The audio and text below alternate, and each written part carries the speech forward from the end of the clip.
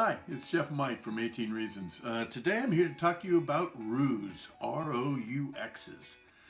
Roux are a very common culinary technique and ingredient, really useful in the kitchen, any number of different cuisines.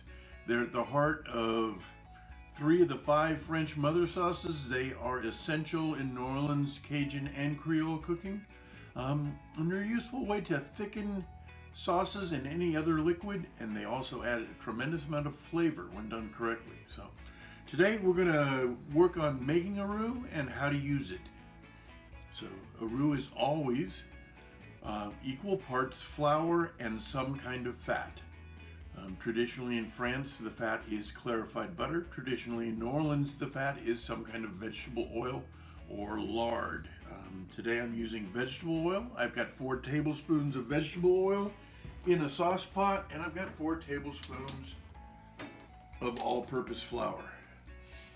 So the idea here behind a roux is we are wrapping starch molecules in a fat to shield them initially from the liquid.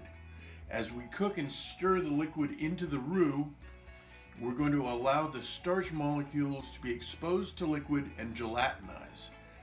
Gelatinize is just a fancy culinary term for swell. The starch is going to grab onto water and swell up, and in so doing, thicken the sauce. So we want to very thoroughly coat this flour in the oil and just stir it together.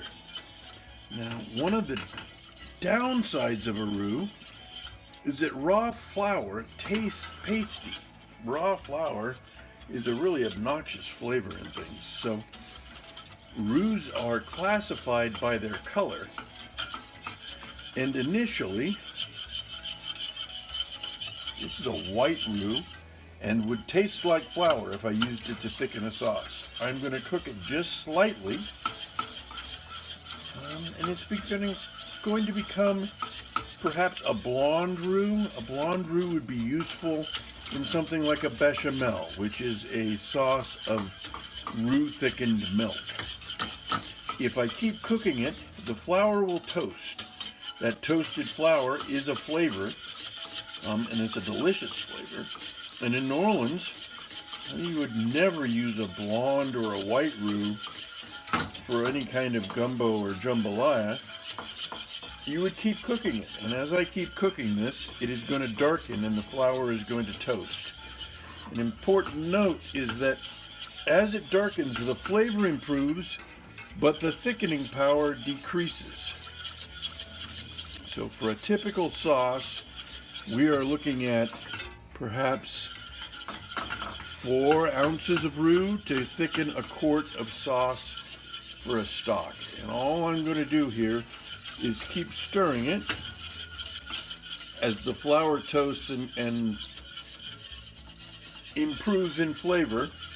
We're just going to mind it and mind it and mind it and never let it burn. So that's the basics of a roux. The other important rule with roux is that if you have a hot roux, you add cold liquid. If you have a cold roux, you add hot liquid. By keeping the temperature of the roux and the liquid you're thickening opposite, you ensure no lumps. Now, as I stand over this, unfortunately we don't have smell-o-vision, but as I stand over this, I am smelling toasty flour flavors. And my roux is now turning from blonde to a pale brown. I could take this as far as dark coffee brown, maybe even a chocolate brown. In some New Orleans applications, I would just keep cooking it until it darkened and darkened and darkened, and depending on what you were using it to thicken, you would want it to get darker and darker. Again, as it gets darker, its thickening power decreases, but its flavor becomes more and more magical. And that is a basic primer on roux. I hope that helps. And tune in next Monday. We'll talk about something else. Have a great week.